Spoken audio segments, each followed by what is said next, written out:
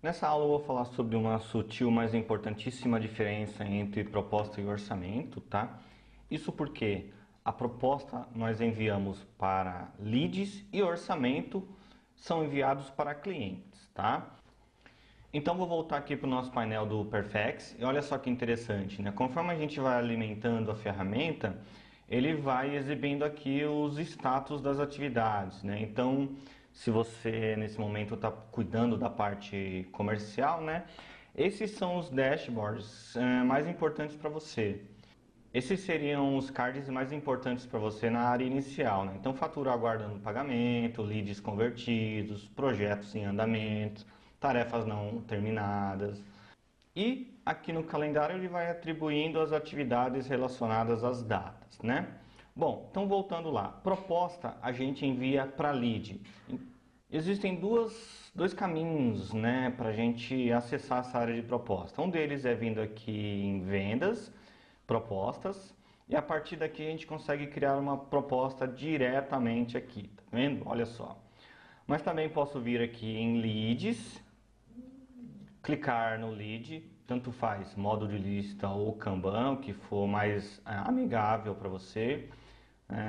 Então vou pegar esse lead aqui, vou clicar em proposta e nova proposta. A gente chega no mesmo lugar, tá? Bom, e o orçamento? O orçamento ele é enviado para clientes. Então vou abrir aqui numa outra aba, vou clicar aqui em clientes, estou em cliente, vou clicar num cliente que já está convertido, ele já é cliente. Dentro dele eu posso enviar um orçamento, está vendo? Posso vir aqui e criar um novo orçamento dentro do cliente. Mas também posso vir aqui em vendas e olha só, tenho propostas e orçamento nesse caso, olha só. E nesse caso, quando eu clico em orçamento, eu chego no mesmo lugar. Então, qual que é a diferença estrutural entre orçamento e proposta? Primeiro vamos ver a proposta. A proposta a gente começa com assunto, por exemplo, gestão de mídias sociais relacionada ao lead, contato do lead, data de criação e validade da proposta, dentre as outras informações, né, cidade, telefone, escopo, e aqui a gente pode salvar a proposta. Bom, então enviei uma proposta para um lead, tá? O orçamento eu envio para cliente, olha a diferença aqui. No orçamento a gente começa selecionando o cliente. Então deixa eu pegar um exemplo aqui, o cliente teste. E qual que é o projeto desse cliente? Relacionado a um projeto.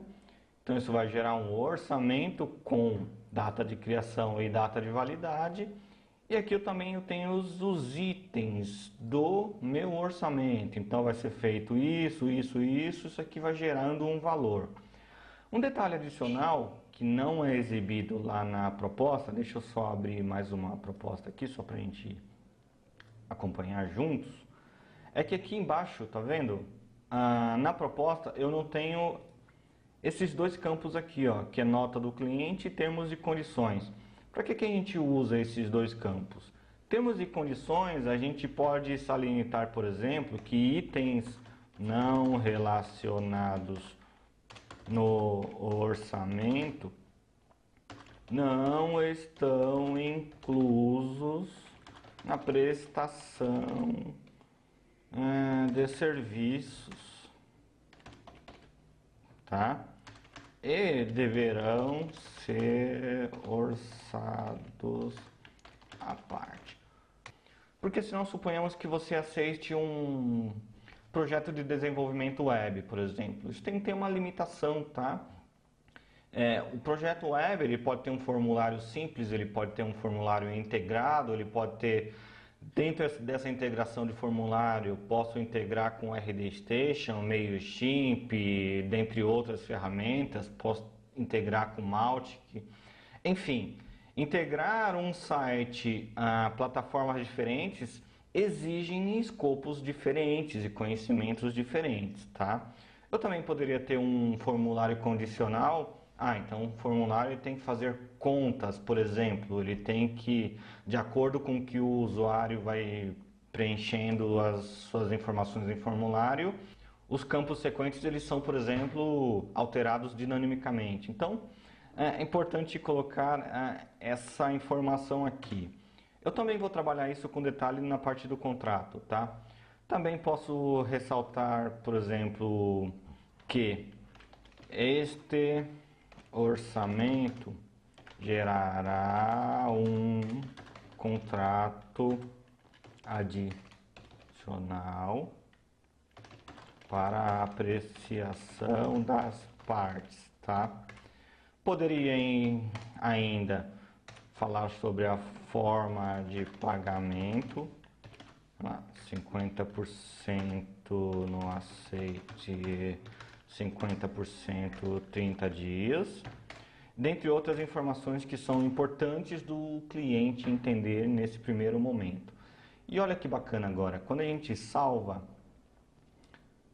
eu vou visualizar aqui como cliente, ó, visualizar o orçamento como cliente.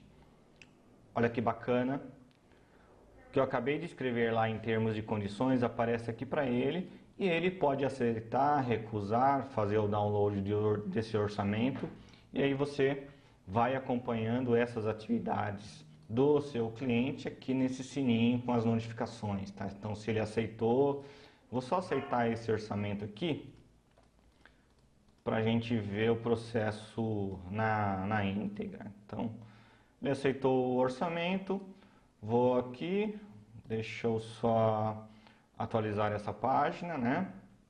Ó, aceito, esse orçamento foi aceito na data tal, com IP tal, perfeito? Então essas são as duas diferenças que você precisa considerar na hora que for fazer sua proposta ou seu orçamento, tá ok?